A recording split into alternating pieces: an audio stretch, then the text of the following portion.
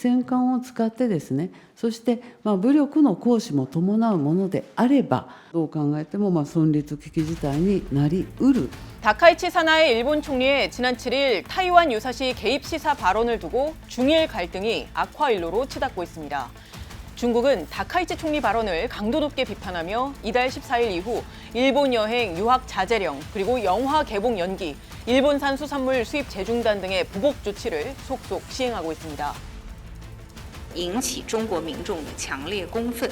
当前形势下，即使日本水产品向中国出口，也不会有市场。 이렇게 중일 갈등이 고조되는 가운데 라이칭더 타이완 총통은 중국을 겨냥해서 중국은 자제하고 대국의 풍모를 보여야 한다. 지역의 평화와 안정에 문제를 일으키는 자, 즉 트러블 메이커가 돼서는 안 된다고 목소리를 높였습니다. 이에 중국 당국은 역사의 치욕스러운 기둥에 못 박힐 것이다 라고 거세게 반발했습니다. 이런 상황 속에서 라이칭더 총통은 지난 20일 자신의 페이스북에 일본산 해산물로 만든 초밥을 먹는 사진을 보란듯이 올리기도 했습니다. 그런데 최근 추세를 보면 라이칭더 총통이 이끄는 타이완, 그리고 시진핑 주석이 이끄는 중국, 이 양측이 서로를 향해 과거보다 더 촘촘하게 견제를 강화하고 있다. 이런 분석이 나오는데 그 이유는 무엇일까요? 국제 이슈의 팩트는 기본, 맥락까지 전해드리는 딥백, 함께 보시죠.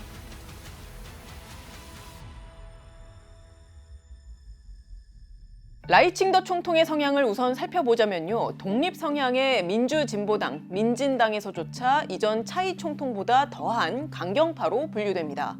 그는 지난 대선에서도 타이완 민주주의 수호를 강조하면서 민심의 지지를 얻었고요. 이 때문에 중국으로부터 강한 견제를 받아왔는데요. 실제 라이칭더 총통이 취임한 지난해 5월 이후부터는 중국과 타이완 양측 간의 군사적, 비군사적 움직임에서 모두 심상치가 않은 움직임들이 있어 왔는데요. 저희가 지난번 편에서도 다뤄드렸지만 가장 최근에는 중국과 타이완이 각각 서로 어떤 견제 조치들을 강화하고 있는지 자세히 말씀을 드리겠습니다. 저희가 최근 중국과 타이완 당국 각각의 조치를 첫째, 군사적 차원의 대응, 둘째, 반대 세력 색출 및 사법 처리, 그리고 셋째, 역사전 강화, 이렇게 세 갈래로 정리해봤습니다. 우선 중국입니다. 중국의 국방 예산부터 살펴보겠습니다. 중국은 물론 타이완만을 겨냥했다라기보다는 미국을 견제하는 의미가 훨씬 더 크긴 한데요. 올해 국방비가 전년 대비 7.2% 늘어난 1조 7,847억 위안, 우리 돈으로 약 341조 8,949억 원으로 책정이 됐습니다. 아직 내년 국방 예산은 공개가 되지 않은 상태입니다. 그리고 지난 9월이었죠. 중국이 육해공 핵 3축 체계를 처음으로 전 세계에 공개를 한 전승절 기념 열병식이 있었습니다. 그 열병식에서 미 항공모함을 원거리에서 타격할 수 있는 잉지 21 극초음속 미사일 등 신무기를 대거 공개를 했는데요. 전문가들에 따르면 타이완에 직접적 위협이 될 수 있는 전통적인 무기들, 가령 젠 20과 또 무인 호위기 등도 등장을 했습니다. 국방안보연구원의 가오즈룽 연구원은요, 중국 로켓군이 ICBM, 대륙간 탄도미사일 400기 이상을 보유하고 있으며 그 외에 둥펑 11 등 다른 탄도미사일 2,700기 가운데 3분의 1인 900기가량이 타이완을 겨냥하고 있다라고 경고한 바 있습니다. 그리고 최근에는 중국의 세 번째 항공모함인 푸젠함이 이달 초에 취역을 한 데 이어서 지난 19일에는 처음으로 실탄 사격 훈련을 실시하기도 했죠. 지금 보시는 사진은요, 지난 9월 뉴욕타임스가 보도한 위성 사진인데요. 중국이 타이완과 인근 해역을 겨냥해서 동부 해안 지역에 있는 미사일 기지들을 대대적으로 확장을 한 모습입니다. 위성 사진과 전문가 분석을 토대로 보면요, 중국 내의 한 미사일 여단 기지는 최근 수년 사이에 규모가 2배로 늘어났고요. 또 지금 보시는 사진은 일본 싱크탱크 국가기본문제연구소가 중국군 최대 규모 훈련장에 대해서 위성 영상을 입수하고 또 분석한 결과입니다. 해당 장소는 내몽골 자치구의 합동전술훈련 기지 시설인데요. 자세히 보시면 타이완 총통부에 이어서 우리로 치면 대법원격인 사법원, 그리고 외교부 등 타이완의 핵심 정보기관을 모방한 걸로 추정되는 훈련 시설들이 있습니다. 이곳이 확장이 된 모습을 또 볼 수가 있고요. 최근 중국군의 훈련 장면도 포착이 됐습니다. 이러한 일련의 중국의 군사적인 움직임과 관련해서 최근 스팀슨 센터의 연구 보고서에 따르면 전면 침공과 같은 시나리오보다는 다음과 같은 시나리오가 더 현실성이 있다라는 취지로 결과를 냈는데요. 쿠바 미사일 위기 당시에 미국이 쿠바에 가한 격리와 비슷한 강력한 해상 봉쇄 형태를 취할 수도 있다고 봤고요. 또 특수부대 동원 등을 통해서 무력으로 정부 중심지를 장악을 하거나 주요 인사들을 체포하는 형식도 가능할 수 있다면서 특히 1968년 북한의 청와대 습격 사건인 1.21 사태와 비슷한 형식을 검토할 수도 있다. 이렇게 거론을 하기도 했습니다. 다음 두 번째 살펴보겠습니다. 중국은 타이완을 향한 반대 세력 색출 및 사법 처리도 한층 강화하고 있습니다. 중국 공안당국은 지난 10월 타이완 집권 여당인 민진당 소속의 한 입법의원, 우리로 치면 국회의원을 겨냥해서 해당 인물이 타이완 독립을 주장하고 관련 단체를 결성했다면서 형사 수사에 착수했다고 밝혔습니다. 이 인물은 민진당 입법위원이자 또 정보전과 인지전 전문가로 알려진 선보양 타이베이대 교수인데요.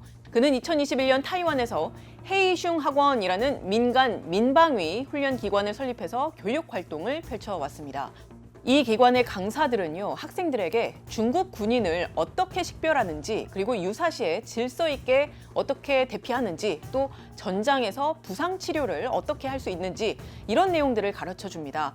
중국 당국은 이 헤이슝 학원이 민진당의 지원을 받아서 타이완 독립주장 세력을 양성해 왔다라고 하면서 문제 삼았는데요. 그동안 중국이 타이완 독립을 주장하는 인사들에게 경고를 한 적은 있지만 공식적인 형사수사에 나선 건 이번이 처음입니다. 중국은 지난해 6월 분리 독립을 시도하거나 선동하는 완고한 타이완 독립분자의 최고 사형까지 처할 수 있도록 하는 형사처벌 관련 지침을 발표한 바 있는데요. 그 지침을 직접 적용해서 실질적인 실행 단계로 들어선 것이다. 이런 평가가 나옵니다. 여기에 더해서 중국은 최근 타이완 독립을 주장했다는 이유로 타이완 인플루언서들을 수배를 하고요. 또 거액의 현상금을 걸기도 했습니다. 이렇게 원쯔위와 또 참바이 위안이라는 타이완 인플루언서들의 사진과 본명 그리고 타이완 신분증 번호까지 공개를 하면서 당국은 지명 수배를 내렸습니다. 다음은 역사전 강화입니다. 중국은 이른바 역사전도 강화하고 있는데요. 지난달 처음으로 10월 25일을 타이완 광복 기념일로 공식 제정하고 기념식을 열었습니다. 이 날짜는요, 1895년부터 일본의 식민 통치를 받았던 타이완이 1945년 일본 패전 이후 중화민국 정부로 반환이 된 날인데요. 이 날을 중국의 기념일로 제정을 해서 국가 차원에서 기리겠다고 나선 겁니다. 타이완 측에서는 타이완 광복절은 중화인민공화국과 아무런 관련이 없다라고 하면서 일본과 전쟁에 실질적 공헌이 없었던 중국 공산당과도 관계가 없다고 비판했습니다. 국가안보전략연구원의 분석에 따르면요, 이러한 중국의 타이완 광복 기념일 제정에는 이른바 역사전을 강화해서 타이완 문제에 대한 역사적인 해석과 또 인지 주도권을 강화하겠다는 의도 등의 전략적 메시지가 담겨 있다. 이렇게 분석을 했습니다. 타이완 정치대학 동아시아 연구소의 한 교수도요, 이는 타이완을 겨냥한 법리투쟁의 일환이라면서 타이완 문제에 대해서 주도권을 쥐려는 것이다 라고 설명했습니다. 이렇게 중국의 타이완 견제 조치가 강경해지고 있는데 그 배경에 대해 저희가 인터뷰한 전문가의 의견도 들어보시겠습니다. 미중 간의 관계가 점점 갈등으로 치닫고 제재가 점점 이제 심화되면서 강경 조치가 좀 더 강화된 측면이 있고요. 침공에 대한 위협 그리고 인지전이라든지 아니면 그레이존 전략 이런 것들을 통해서 대만에 대한 위협은 지속적으로 할 것이다. 다음으로 타이완 상황을 살펴보겠습니다. 올해 타이완 국방 예산은 6,470억 타이완 달러, 우리 돈으로 약 29조 7,813억 원이었는데요. 내년 국방 예산을 올해보다 22.9% 증액 편성했습니다. 내년도 중앙정부 총예산안을 보시면요, 아직 국회에 최종 승인이 필요한 상태이긴 하지만요, 9,495억 타이완 달러, 우리 돈 약 43조 5천억 원 규모의 국방 예산이 편성이 됐습니다. 이는 타이완 국내 총생산 GDP의 3.32%에 해당합니다. 2009년 이후 처음으로 GDP 대비 국방비 비중이 3%를 넘게 된 것이라는 분석이 나오는데요. 혹시나 궁금해하시는 분들이 계실까봐 한국의 국방비도 말씀을 드리면요, 내년 국방 예산이 66조 2,947억 원이고요. GDP 대비 2.42%입니다. 타이완군은 최근 주력 전투 부대 장비를 교체하는 작업에도 적극 나서고 있습니다. 라이칭더 총통은 이스라엘 아이언돔과 유사한 타이완 종합방공체계, 타이완의 방패, 이른바 T돔을 구축하겠다고 밝혔습니다. 현재에서는 중국의 다연장 로켓 공격이나 또 중소형 드론을 이용한 기습 공격을 방어하기에는 어려울 것이다. 이런 타이완 군사 전문가들의 분석들도 나오고는 있습니다. 또 지난 13일에는요. 미국 정부가 타이완을 상대로 3억 3천만 달러, 우리 돈 약 4,800억 원 규모의 전투기 부품 판매 계약을 승인했습니다.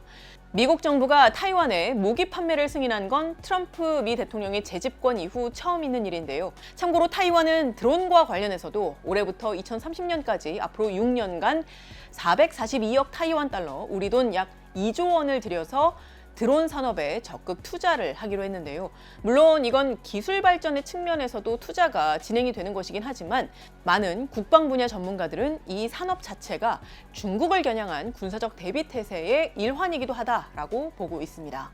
지난달 발간된 국방보고서 2025에 따르면요. 타이완 당국은 드론을 격추할 수 있는 4단계 대응 지침을 마련했습니다. 타이완 상공이나 근처를 비행하는 중국 본토 드론의 출현이 점점 더 빈번해지는 상황에 대한 대비 태세를 강화하는 차원이라는 게 타이완 당국의 설명입니다. 또 타이완은 군사훈련도 강화하고 있습니다. 저희가 지난번 편에서도 타이완이 매년 중국군 침공을 가정하고 진행하는 연례 합동 군사훈련인 한광훈련에 대해서 말씀을 드린 바가 있는데요. 이전까지 이 훈련은 주로 해상을 통한 중국군의 침투를 격퇴하는 시나리오에 따라서 주로 해안군 기지에서 진행이 되었는데요. 올해 훈련은 대도시 중심가와 또 주택가 골목 등 시민들의 바로 눈앞에서 진행이 되었고요. 지금 화면에 보이시는 것처럼 타이완 전역 곳곳에 첨단 무기들이 배치가 됐습니다. 또 기존에 실시하던 이 한광훈련과는 별도로 국방부는 올해부터 전자전 등 5개 부문의 연례 합동훈련을 신설해서 타이완군이 매년 실시하기로 했고요. 타이완 국방부는 지난 17일 이번 주부터 전국의 모든 가구에 민방위 매뉴얼 책자를 배포를 시작하겠다. 이러한 조치도 발표를 했습니다. 참고로 지금 보시는 게 바로 해당 책자인데요. 보시면 자연재해와 비상상황뿐만 아니고요. 중국의 침략에 대비한 생존 매뉴얼이 담겼습니다. 적군을 발견했을 때에는 시민들이 아군과 적군을 정확히 구별하기가 어렵기 때문에 가능한 빨리 자리를 피해라. 그리고 타이완 군인의 움직임을 사진이나 영상으로 촬영하거나 이를 공유하지 말아라. 이런 안내도 담겼습니다. 또 타이완에 대한 군사적인 침략이 발생했을 때 타이완 정부가 항복을 했다거나 패배했다는 주장은 거짓이라는 경고, 이런 것도 눈에 띄는 글씨로 적혀 있습니다. 두 번째는 타이완 당국은 중국 간첩을 색출해내는데도 주력하고 있습니다. 타이완의 중국 본토 담당 기구의 지난 17일 발표에 따르면요. 중국 간첩의 타이완 침투 행위로 인해서 기소가 된 인원은 보시다시피 이렇게 급증했습니다. 지난 한 해에만 168명이었습니다. 대륙위원회는 중국이 군 기밀 유출, 그리고 조직, 사회 분열, 과학기술 기밀 유출, 그리고 선거 개입, 회색지대 전술 등 6대 수법을 이용해서 타이완에 침투하고 있다, 이렇게 설명을 했는데요. 실제로 타이완에서는 최근에도 정치권 인사들이 간첩 혐의로 기소됐습니다. 지난 9월에는요. 라이칭더 총통의 전 보좌관이었던 우모 씨가 황모 전 민진당 신베이시 의원 보좌관 등 민진당 당원과 당직자 3명과 함께 중국 간첩 유죄 판결을 받았습니다. 우모 씨는 라이 총통의 부총통 시절 해외 방문 일정에 대한 정보를 유출한 혐의를 받았습니다. 그리고 군 전현직 당국자들의 간첩 행위도 빈번한 걸로 파악이 됩니다. 올해 1월에는요, 타이완군 퇴역 장성이 기밀 사항을 중국에 유출한 혐의 등으로 10년형을 구형받았습니다. 타이완 검찰은 전 육군 부사령관 등 6명이 중국의 타이완 침공이 이루어질 경우 타이완 내에서 쿠데타를 일으켜서 타이완 정부의 전복 및 정권 장악을 시도하려 했다고 지적했습니다. 또 지난 6월에는 또 다른 퇴역 장교가 간첩죄로 징역 10년을 선고받았는데요. 타이완 측 중고위급 장병을 포섭하기 위한 당을 창당을 하고 중국 군의 타이완 침공 시 지원 부대를 비밀리에 조직하기도 했다고 합니다. 다음은 역사전 강화입니다. 앞서 저희가 중국이 최근 10월 25일을 타이완 광복 기념일로 공식 지정했다고 말씀을 드렸는데요. 타이완에서는 올해부터 이날을 구닝터우 전투 승리를 기념을 하는 타이완 광복 및 진먼 구닝터우 대승 기념일, 이라는 다른 역사적 의미를 담은 날로 지정을 하면서 24년 만에 이 날을 법정 공휴일로 복원을 했습니다.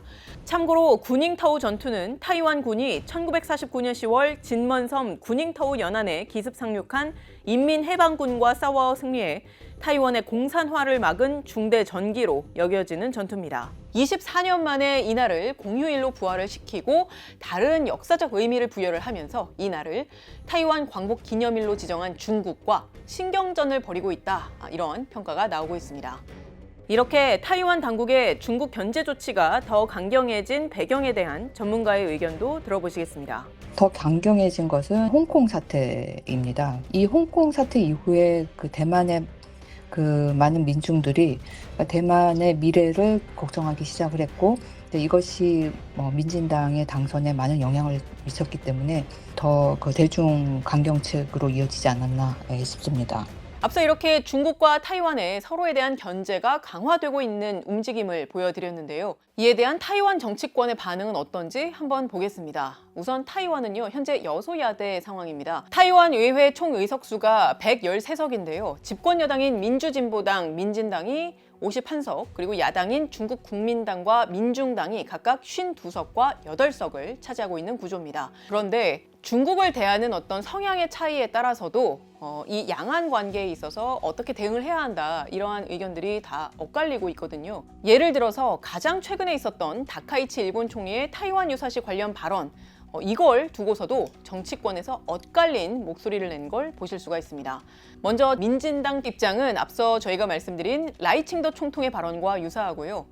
타이완 제1야당인 중국 국민당 소속인 마잉주 전 총통은 친중 성향으로 분류되기도 하는데, 다카이치 사나이의 태도는 일본 우익 군국주의의 부활을 연상케 한다, 중국 본토의 감정을 더 자극하는 극히 어리석은 행동이며 타이완 해협의 평화와 안정을 갈망하는 타이완인들의 이익에도 타격을 줬다라고 했습니다. 같은 제1야당 중국 국민당의 정리원 주석은 라이칭더 총통의 발언이 분명히 불에 기름을 붓는 행위다라고 비판을 했고요. 다카이치 총리의 발언도 부적절했다는 취지로 입장을 폈습니다. 반면 독립성향 정당인 대련당은 다카이치 총리에게 보내는 일본어로 된 편지를 X에 게시를 했는데요. 다카이치 총리가 강력한 메시지를 보낸 데 대해 각별한 감사를 표한다라고 하면서 지지를 밝혔습니다.